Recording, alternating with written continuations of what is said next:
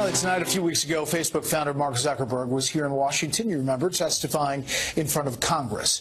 Remember these bad lip reading videos? Well, the latest video shows a different perspective of what happened during that testimony. We can move on to the topic at hand, which is the concerns that have been raised. Need water, okay? Now, as I was saying, there's been a lot of concern about people's private information and how. Okay, how about you just chug the water? I want you to cut it off. Are you blowing bubbles? It goes on forever. It's worth watching. Thanks for inviting us into your home tonight. That's it for this special report. Fair, balanced, and unafraid. The story, hosted by my friend Martha MacCallum, starts right now. Hey, Martha. Hello there, Brett. Good evening. Thanks so much. Tonight, breaking right here, the race is heating up with just 24 hours to go now until the big primary day of 2018 as the president tries to block ex-con Don Blankenship in West Virginia, telling voters he cannot win. Blankenship responded to that. I think everybody knows that I'm more in agreement with Trump's policies than anyone else. So obviously they've told him some stories just like they've been telling West Virginians for years. So we will speak with one of his opponents, Republican Attorney General Patrick Morrisey, about his warning today to Blankenship's parole officer who is in Nevada. Also tomorrow night, the primary for Ohio governor. It will be Cordray versus Kucinich for the Democrats. And then on the Republican side, you've got DeWine versus the Lieutenant Governor, Mary Taylor, for the GOP as John Kasich exits.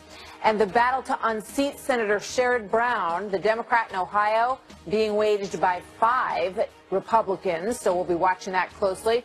Also, this may be the most vulnerable seat that we will watch tomorrow night. This is Indiana. Senator Joe Donnelly, and those are the gentlemen who are trying to run against him in November. And as we said, of course, West Virginia, Congressman Evan Jenkins and Attorney General Patrick Morrisey hope to beat the ex-con coal baron, Don Blankenship, who's gotten quite a bit of attention in this race. And as a result, he is gaining some traction. Joining me now, Attorney General Mr. Morrisey. Good to see you this evening. Good to have you with us tonight. So hey, it's good to be with you tonight. Thank you. You bet. We're glad to have you. So explain to me what you said today about what you see as campaign violations from the Blankenship camp and why you reached out to his parole officer in Nevada. Yeah, a couple things. Very big issue. Don Blankenship has a history of ignoring the rule of law, and everyone knows about his criminal conviction relating to the conspiracy to violate mining standards. But when you file as a U.S. Senate candidate, you're supposed to actually submit your personal financial disclosure, your wealth, your income, your assets, your liabilities. And Don Blankenship's just utterly ignoring that. And that comes with potential civil and criminal penalties. And he's just brushing it off like it's no one's business. But this is important information for voters so they can actually know a little bit more about you, your finances, your conflict of interest. So we wanted to make sure that people would know about it. His parole officer, I guess, said he doesn't see this as a violation. He's not concerned about this. And we know that Don Blankenship has said that he doesn't think it's right that candidates have to disclose all that personal information. And he's making sort of a stand about that. Do you think voters care that much in West Virginia whether or not he does this?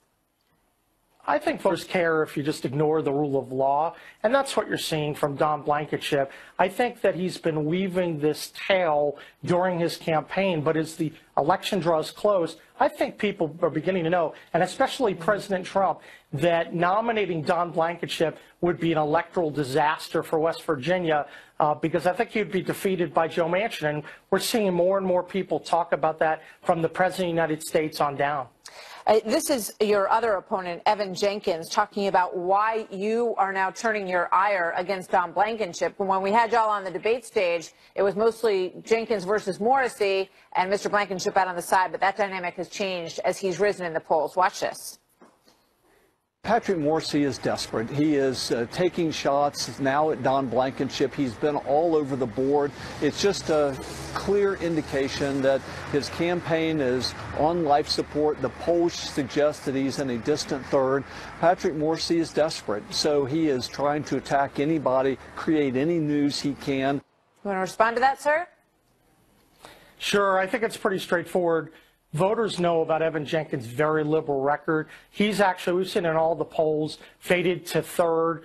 And so right now, Blankenship and I are in a close race. And I think it's important to educate people. But the most critical thing, I think, with 24 hours to go, people should know I have the strong conservative record endorsed by conservatives, West Virginians for Life, Second Amendment groups. And I think people are very motivated to get out to the polls and ensure that a proven conservative wins against a liberal and a convicted criminal. We will see. You've got 24 hours left, and just to be fair, there's polls all over the place that show you guys very close in some and flip-flopped in the first, second, and third spot. So it's going to be very interesting to watch tomorrow night. Thank you so much for being here. Just wanted to wear the hat. I want to thank President Trump for what he did coming out and having my back today.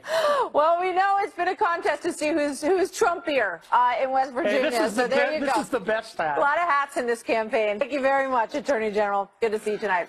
So here now, Karl Rove, former Deputy Chief of Staff to President George W. Bush and a Fox News contributor, and Juan Williams, Fox News political analyst and co-host of The Five. Everybody wants to wear the red hat in West Virginia. Juan, your thoughts? I love that. You know, the funny part about this to me is when you and Bret Baier went down there for the debate last week, Martha, Blankenship was clearly third in the polls. But now, from what I'm reading, is their internal numbers, especially from the RNC in D.C., that say, hey, wait a second, Blankenship is in this thing and close to the top. And so it came as a surprise to me, especially after the ads in which you saw Blankenship going after the Senate Majority Leader Mitch McConnell, Cocaine Mitch, China family, and all this. I found it unattractive, but again, I'm not a voter in West Virginia, but nonetheless, somehow, it seems to me Blankenship is out Trump because he is the Trump guy here, the populist, energized candidate, and that's what Trump brought to the political scene in America and to West Virginia, which he won handily. Karl, what do you expect tomorrow night? Well, I think it's going to be a complicated night because in the Fox poll, the most recent credible poll, 38% of the voters were undecided. So we really don't know what's happening here in the last week.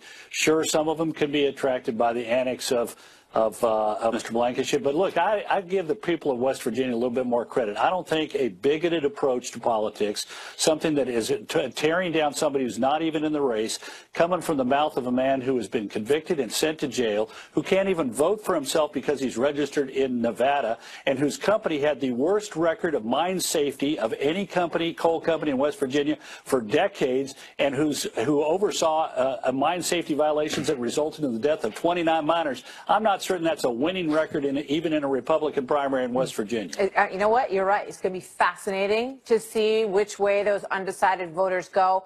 And as we know from looking at this race, it might be only 120, maybe a little bit north of that, 1,000 people who actually turn out to vote. So a very small percentage of West Virginians will decide who's going to run against Joe Manchin. And that's going to be a race to watch for sure.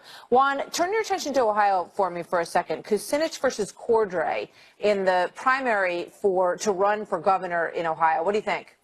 Again, you know, so much about what we're discussing tonight, Martha, is about populist politics. And so you have Cordray, who's being endorsed by Elizabeth Warren. And on the other hand, you have Dennis Kucinich, who is being backed by all the populists on his side of the fence. It's like a divide among Democratic populists here. We just talked about West Virginia. At the moment, I'd say that the energy is with Kucinich, who was mayor of Cleveland, had a term, several terms in the House, and has political contacts and networks that are working for him. All right. What about Ohio, Karl? Well, on the Republican side, I think it's DeWine's victory tomorrow night. If Cordray does win, that's going to be interesting because the last time that Cordray was on the ballot in Ohio, he was running for Attorney General against Mike DeWine. So we'd see a rematch if that happened. But Cordray should win. But I think Juan is right. There's a populist energy behind Kucinich. He has a lot of very strange allies. Including money from groups that have associations with Assad in Syria, of all things. But nonetheless, I think this is going to be a very interesting race to watch because the Democratic Party is disrupted just like the Republican Party is in some parts of the country. Well, we will be on it all night tomorrow night, as late as it takes for those decisions to come down. Gentlemen, thank you very much. Good to see you both tonight. You bet. Thank you, Martha. So as President Trump looms large over tomorrow night's primaries, as pretty much documented by the red hat that you just saw. A new book is asking some really interesting questions about the 2016 win. Was it just a fluke, as some pundits have indicated, or does it represent a fundamental electoral shift in our nation's politics that could impact tomorrow night's elections and perhaps all of American politics for many years to come? The book is called The Great Revolt: Inside the Populist Coalition, Reshaping American Politics, and its authors, Selena Zito and Brad Todd, join me now. Great to have both of you with us. You documented 2016 in depth, picking up on some of these trends before they really surfaced on election night and surprised a whole lot of people. So let me ask you first, just, as you listen to that discussion about these primaries tonight, this is what's brewing out in the country. What is your handle on what might happen based on what you've been seeing? Selena? Well, so I think it's really interesting, and Brad and I were talking about this before we went on, is that everyone's trying to sort of grab the mantle of the Donald Trump candidate. They're trying to pick a portion that they think that they reflect the most about his candidacy. And I think that tells you a lot about the electorate, that it's still sort of unsettled, and that it is still against the status quo, and it is interested in disrupting what's going on in elections, and it's not willing to listen to what Washington is telling them. I mean, if you listen to the folks on the Democrats' more liberal side of the fence, Brad, they think this presidency is a disaster, and they think that there's going to be a huge blue wave coming. So is what you guys document in this book something that is going to continue to impact these politics? Are they right, or are you guys right? Well, you see in the Ohio governor's race, the two Democrats, might be described as nuttier, and so I think the Democrats have been radicalized in this process. But if the reason for our book, I think, if you didn't see the Trump wave coming, if you didn't see this coalition, this fusion of populists and conservatives, which changed the Republican Party and changed the kind of coalitions Republicans put together, if you didn't see that coming, this book is for you. And it's continued on in commercial goods, the NFL, Dick's Sporting Goods. You can see commerce is being disrupted by the same coalition, and the book helps you see a window into that as well. So, if that's true, you would think that West Virginia is going to become red, but it may not. I mean, Manchin is very popular in his home state. It's very tough to read. It is incredibly difficult to sort out at this point. I would say look maybe in August and September and see what kind of campaigns that they're running and what they are saying that is appealing to voters. They want to talk about the economy. They still always want to talk about the economy and how they're treated with respect. A big part of this is that this is a culture that feels as though it has not been respected, men and women and of not America, just by politics, but by big business and by sports and by sort of everything that we do in the world, and their impact is well beyond the ballot box. And that's why I think it's so important that people read the book, because I think they need to understand there is a movement going on, and we're still not listening to what it's telling us. You know what I'm curious about is what happens. We talk so much about the divisiveness in the country, but what you see is the left going further left for sure, and you see the right, this Trump phenomenon where you see all these guys, want to be the Trumpiest that they can. Then you've got a lot of people in the middle who sort of want to go back to where things were. I think mostly more Republican candidates who maybe like that middle zone.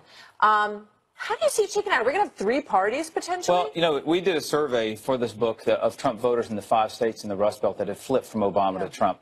And by far, 89% of them blame both parties for the dysfunction in Washington. 73% of them say big businesses can't be trusted to make good decisions for workers. And so there is a populist fusion that says big government, big business, it's both bad. And we're wait and see. And a huge number of Trump's voters in Ohio and Pennsylvania and Iowa and Wisconsin and Michigan, where we worked, those voters had voted for Obama twice.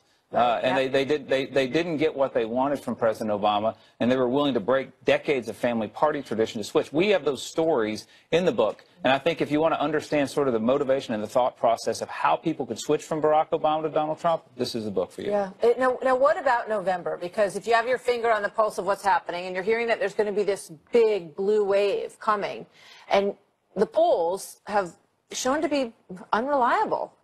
Do you believe the polls? Well, so I think pollsters have a hard time now with talking to people. It's part of that distrust, right? People don't trust to give their information to pollsters. That's part of it. But also, I think sometimes people aren't honest either when they're polled. But I think November, what I'm going to be watching are the Senate races, because there are 10 seats that are that were held by held by Democrats that Trump won, and not in a small way. I mean, take Missouri, right? Five states Democrats incumbents hold right now that are up for re-election in November. Donald Trump won by more than 18 points. Yeah. So West Virginia, North Dakota, Missouri, Montana, Indiana. Yep. And we're going to see a lot of those in action tomorrow night, which makes this a really interesting election night to follow. Thanks, you guys. Good luck. I don't even have to wish you good luck. This book's going to take off. There's no doubt about it. It's very interesting. I got through some of it today and look forward to reading the rest. So, Celine and Brad, thank you very much. Great to have you guys here. Coming up next is the Mueller probe hitting some headwinds, rebuked in court, and now questions about why they accepted the Flynn guilty plea in the first place. Judge Andrew Napolitano up next. And we only have one Secretary of State at a time, right? So what is John Kerry doing, meeting with Iran's foreign minister at this pivotal moment in the nuclear deal? Is he breaking federal law to preserve his own legacy? Mark Thiessen fired up on this. He's up next. He is negotiating, though he is not in the administration. And there are real problems with doing that. Emerging potentially in the Mueller probe as the federal judge slams the special counsel's camp, saying that they are out to get the president and are demonstrating what he called unfettered power in doing so. Then you've got an editorial today in the Wall Street Journal that blasts the FBI case against Michael Flynn, since their own people said that he showed, quote, no signs that he was lying. Here now, Fox News senior judicial analyst, Judge Andrew Napolitano. Good to see you, as always, Judge. Likewise. I want to move forward to this Wall Street Journal piece, because there's some very sensitive language at play in all of this, right? So what has been made clear is that the agents who interviewed Michael Flynn said that he showed no signs of deception. Now, that's being taken to be understood as that they believe he didn't lie. Agents well-trained in looking for signs of deception. Right. It turned out he did lie, and we know that. And it pains me to say this, because I have a lot of affection and respect for the career of General Flynn. And I'm not so sure that I would have indicted him if I were Mueller, but we know he lied because there's a recording of the conversation. It may have been an illicit recording, but it's a recording, and so we know it occurred, even though he said it didn't, and we know what he talked about, even though the unmasked conversation. Correct. Yes. It was unmasked by the Obama administration. It was put in the Washington Post. It was intended to embarrass then President-elect Trump. The question is, why did they indict him for such a minor, insignificant lie? I'm not downplaying because the underlying conversation, there's a very good argument that there was no problem with him having that conversation. Absolutely. The problem was that he discussed the potential future, according to this, of whether or not the Trump administration would be open to lifting sanctions, as far as we know, which is a normal conversation to have during the transition. The underlying conversation was not only lawful, it was wholesome and to be anticipated. Yes. So they wanted to get a hook in General Flynn, just like they wanted to get a hook in the Papadopoulos and a hook in the Swedish lawyer whose name Van der Steen. These are very, very minor, insignificant charges because they think they can get information from these folks. So in return for not going after General Flynn for everything under the sun, failing to register as a foreign agent, all those things they had threatened him with, they cut a deal. You help us out. Plead guilty to lying, maximum 6 months, which basically means no time in jail at all. But what did he help them out with? Did he help them out with anything? We don't know. It depends on who's indicted and whether General Flynn is a witness against that person. The other thing that I found really interesting in this editorial today is this section from Andrew McCabe talking about the case. Now, what's significant here is that this is from the House Intel report. Initially, they redacted all of this stuff. Right. Then they released a new version, and you would assume, oh, well, they redacted things that are classified information. But it turns out what they had blacked out so that the Intel committee couldn't see it was basically stuff that made McCabe look bad. This is what Devin Nunes has been complaining about loud and long, that these redactions are purportedly for national security purposes, forget about it. Most of them are to save the embarrassment of the people whose behavior is that's what we just put it up. It says, although Deputy Director McCabe acknowledged that the two people who interviewed Flynn didn't think he was lying, which was not a great beginning of a false statement case that they were trying to put together. Why would that be redacted from Congress? The power to redact is a corrupt power. It shouldn't be in the hands of the people who created the document. It should be in the hands of some neutral entity to decide what is so sensitive that Congress can't see it. What will cause the death of a source? What will cause a witness to flee, a defendant to get out of the way, rather than, well, we're going to redact what makes us look bad, which is basically what they did. And that makes them look bad. Meantime, General Flynn is still stuck with this, and we don't know where it's going to go. We will see. He pleaded guilty under oath, so he can't take that back without another charge of perjury. Judge, we'll leave it there hanging with the next thought. Okay. Good to see you. Thank you so much. Likewise. So 4 decades after the murder of 15-year-old Martha MacCallum, the man convicted for that crime, a cousin of the Kennedys, gets that conviction overturned. How does her brother feel about that? We're going to speak exclusively with John MacCallum in a moment. And why is John Kerry meeting with the Iranians just weeks before President Trump decides what he will do, days, actually, it's tomorrow now, about the Iran deal? Mark Thiessen on whether or not the former Secretary of State broke the law. This is another tangent like, chasing the Flynn tangent when it turns out that John Kerry is now violating the Logan Act and nobody seems to care. You haven't asked me about it.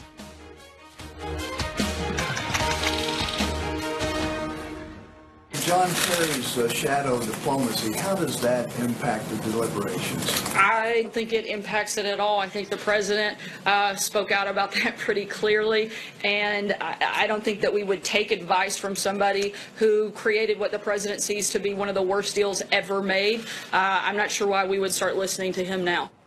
So the administration slamming John Kerry for engaging in what they called shadow diplomacy after the former Secretary of State, no longer the Secretary of State, is holding meetings privately with Iranian officials trying to save the nuclear deal with Iran that he helped broker. But that deal could come to a halt potentially tomorrow, because we know now that the president will make his feelings known, his decision known on this. He said, I'll announce my decision on the deal tomorrow from the White House at 2 p.m. And so now the countdown is on. So what will happen, and will world leaders buy into this? Here now, Mark Thiessen, American Enterprise Institute scholar and Fox News contributor. Mark, good to have you with us. Good to be with you, Martha. You know, when you look up the definition of the Logan Act, it essentially says that private individuals are not allowed to make any kind of deal or negotiation with any foreign leader or attempt it. Seems pretty clear, even though it's never used. Yeah, it's never used, and it's if you talk to most conservative legal scholars, they would tell you it's unconstitutional. But I don't know whether what John Kerry did was illegal, but it is certainly outrageous, and it's certainly hypocritical. I mean, if you recall, in 2015, when John Kerry was negotiating this horrible Iran deal, Tom Cotton and 46 Republican senators wrote a letter to Iran's leaders in which they simply explained the Senate's role in advice and consent in the approval of international agreements. And John Kerry was outraged. He expressed his utter disbelief at their irresponsible actions. He said, this is a quote, "To write the leaders in the middle of a negotiation is quite stunning and ignores more than 2 centuries of precedent in the conduct of American foreign policy." Now, Tom Cotton was and is a sitting United States senator. The Senate has a constitutional role in American foreign policy. John Kerry has a constitutional role in nothing.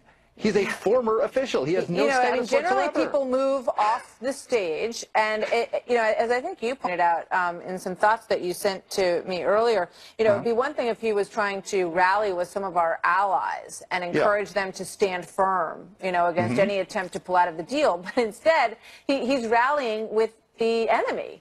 Yes, he's working with a collaborating with a terrorist state, a regime that has rallies where people chant "Death to America" in order to undermine the foreign policy of the United States of America. That now, I hesitate to say this, but that could be collusion with a foreign power again well, to when you think undermine about our the fact democracy. that Sally Yates was wanted to charge Mike Flynn with the Logan Act, the violations of the Logan Act. She was outraged that he was discussing things as a transition official with a foreign ambassador. I mean, he was on the way into government at that point. So you just have to deal with both things as apples and apples. So if she was outraged about that, she should absolutely be outraged about this as well, right? Absolutely. And look, John Kerry has transitioned out of government. He is a private citizen. Now, his defenders, what they say is, well, all former secretaries of state keep in touch with their colleagues around the world, and Henry Kissinger did this. He was a globe-trotting diplomat for years after leaving government. Well, there's a big difference. Henry Kissinger, especially at a sensitive moment like this, he would actually ask the permission of the White House, whether it was a Republican or Democrat president, to go out and talk. He would sometimes carry a message from the president. He would brief them on what was happening. He was acting Do you mind if I sit down and have a conversation or not? Let me know. I don't want to be, unhelpful here. Let's take a look. Ben Rhodes, obviously, who was very involved as a member of the Obama administration with this whole Iran deal as well, is outraged because he has the understanding that there was an Israeli-U.S. attempt to dig up dirt on the people who developed this deal in order to discredit them. Like a sort of dossier against the people who built this deal. He says this is not behavior that should be acceptable in a democracy. It is thuggish, mean-spirited, and casts a chilling and threatening cloud over public service that risks extending far beyond me and Colin Kahl, who was also named in that. What do you think, Mark? You know what's unacceptable in our democracy? Ben Rhodes. Ben Rhodes is unacceptable in our democracy. Ben Rhodes is the least qualified person to ever sit in a position of authority in foreign policy. I doubt that the story is true. I doubt that Donald Trump's White House was doing this. It maybe they say the Trump team may have been involved in this. That could be anybody. I think Mike Pompeo and John Bolton have better things to do cleaning up Ben Rhodes' messes than to dig up dirt on Ben Rhodes. And we're worth remembering that Ben Rhodes bragged about the echo chamber and the young journalists in their 20s who didn't know anything about foreign policy, that he was able to create this echo chamber to support this Iran deal. So just worth pointing out. Mark, thank you. Good to see you as always. Thank you. Thanks. So should Rosie O'Donnell be thrown in jail? A lot of questions about people violating federal law tonight over donating to Democrats, more than the $2,700 allowable limit. And will the Democrats who took her money, like Adam Schiff, give it back? Also tonight, a cousin of the Kennedys convicted for murder suddenly sees his conviction overturned. The family of the 15-year-old girl who was beaten to death in her neighborhood now reacts when we come back. He said, I feel your pain, but you got the wrong guy, and we just said we'll find out in court.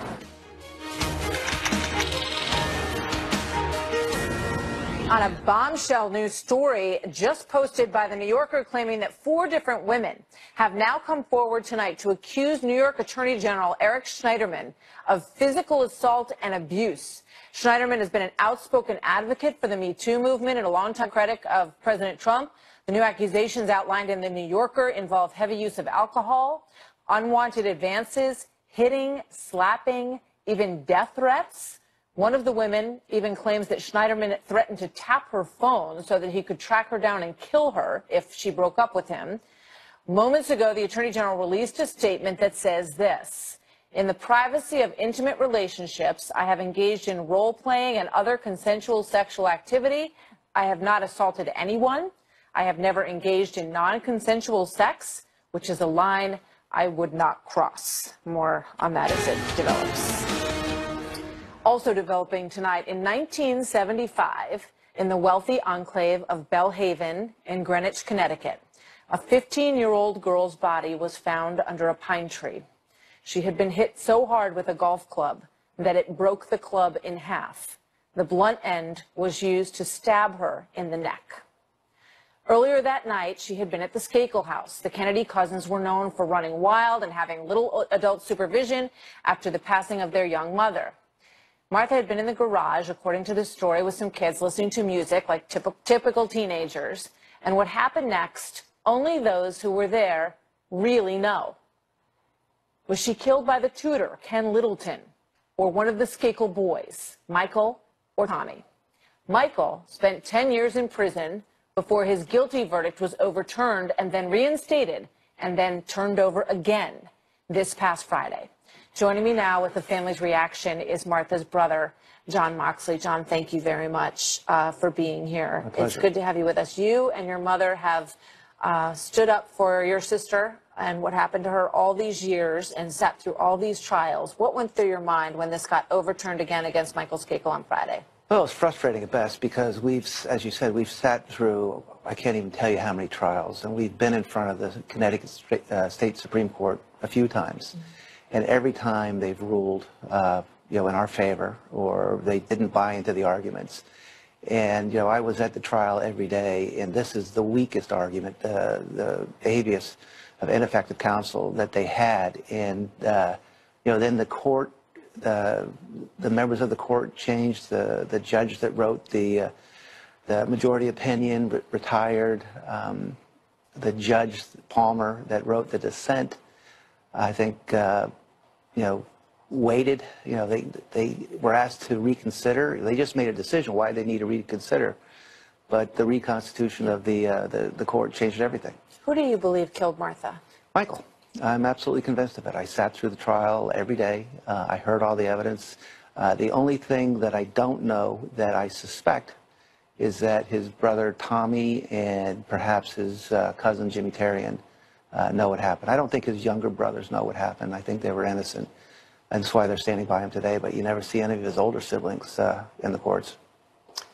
As you look back on this whole thing and you think about the involvement of the families, obviously this is a family that has a reputation for circling the wagons and protecting each other. How much of that came into play here to you? Well, a lot of the family wasn't there. There was some staunch supporters, and it was their brother, their cousin. If you're not going to stand up for your family, who are you going to stand up for? But they certainly have a lot of practice. So you believe that Tommy may have been involved? Yes. And what are you going to do now? What's your next step now that this has been overturned and nobody is supposed to be responsible for this? Well, as I understand it, now that the court has reversed their decision and has made a decision, the state has the opportunity to look at the decision and see if there's room to maneuver. And I don't know what that is. I'm not an attorney, but it's the state's turn to look at that decision and decide whether or not to appeal or not. How hard is it for you to put this to rest?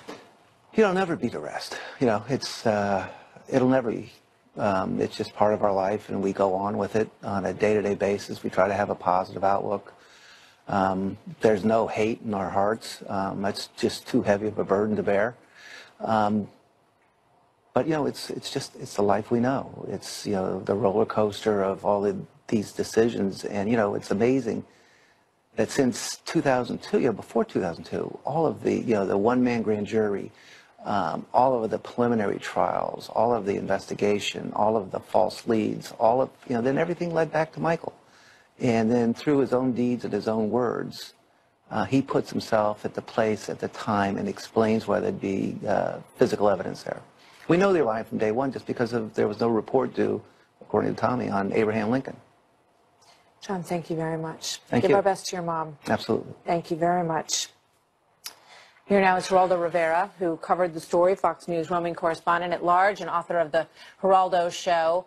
Geraldo, we've watched this case come in and out of the courtroom so many times over the years. Mickey Sherman, the attorney for the family, has basically had this overturned twice and, hung on mistakes that he made. First of all, I have, Martha, tremendous sympathy for the Moxley family. I listened to the brother, with a broken heart. We see pictures of his sister back at the age of 15, so fresh and, ready for life, and then to be cut down in this brutal, brutal way. But I totally disagree with John and, the people who believe that Michael Skakel was convicted beyond a reasonable doubt. People have to remember that he wasn't even tried for this 1975 crime, this 1975 murder, until 2002. For goodness sake, 27 years after. And I heard John, the brother, who's done such a wonderful job along with his parents in keeping this story alive. I heard him say that Michael Skakel convicted himself from his own mouth with his own words.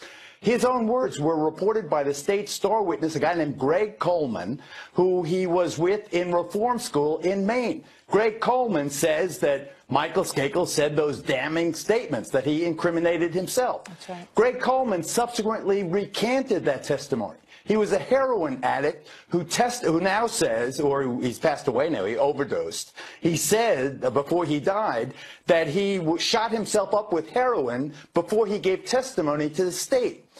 I submit that the reason Michael Skakel was convicted, he was a dorky Kennedy cousin. They're in Bellhaven. They thought they lived a privileged life. Dominic Dunn wrote a fictional story, a book about it. Mark Thurman wrote Murder in Greenwich about it.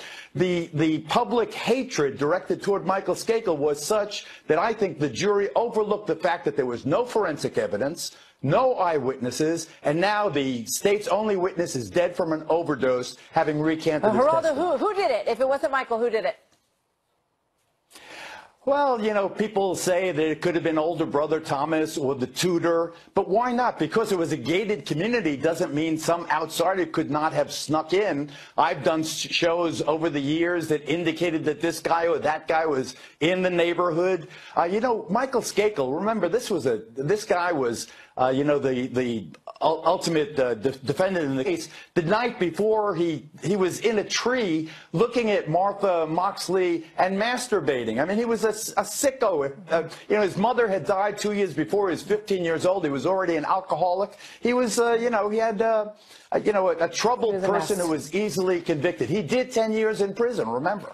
Geraldo, thank you very much. We will see the next twist and turn in this case that just seems to go on forever. And as you say, you look at the pictures of that young woman. I remember when it all happened, and she had her life snuffed out, and we still so much mystery surrounding it.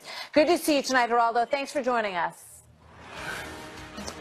So if conservative commentator Dinesh D'Souza had to serve time for donating too much money to a Republican candidate, will Rosie O'Donnell face the same punishment for doing the same thing?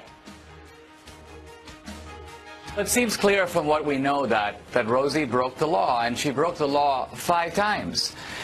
So it's, in a sense, an egregious violation.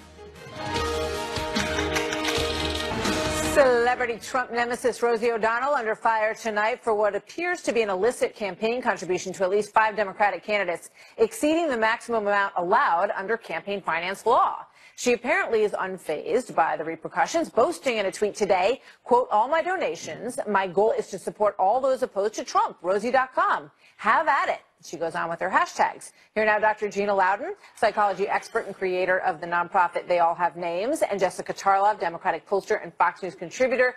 I love how Rosie says, I make most of them late at night when I'm depressed, and I just go on and keep hitting the donate, donate, donate button. But, you know, Dinesh D'Souza did basically the same thing, over donating. He spent 8 months in a halfway house. So, Jessica, does Rosie deserve the same sentence? I think we need all the facts of the case here. It sounds like she was using multiple aliases to be able to do this, to donate to Adam Schiff and Connor Lamb and a number of others. What Dinesh D'Souza did was to go over the limit himself and also recruit other people to be donating, and then said that he was going to reimburse them. He's making up names and he's asking people to do it for him. I don't know if this works. As I led with, we need to know all the details here, but I certainly understand why Dinesh D'Souza would be wanting to have this conversation, and a halfway house sounds just as bad as prison to me. Yes. Oh, yeah, it's only halfway as bad. It's still pretty bad. Gina? Yeah, well, you know, Jess is the lawyer here, but I would say that it's important that the law is applied consistently here. I can understand, though, the campaign finance laws are very confusing, and if I'm really honest, I think that it is confusing enough that perhaps the candidates should be, you know, in charge of refunding whatever is not used. On the other hand, for the sake of consistency, you just know if this were Roseanne donating to Trump instead of Rosie donating to Democrats, you know, she'd be making a lot of noise about it and saying that we should throw the book at them. All right, I want to switch gears, and I want to play this soundbite for you from Michelle Obama and get your thoughts. Let's play it. If we as women are still suspicious of one another, if we still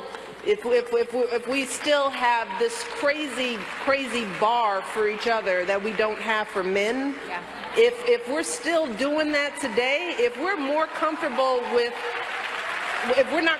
with the notion that a woman could be our president compared to what?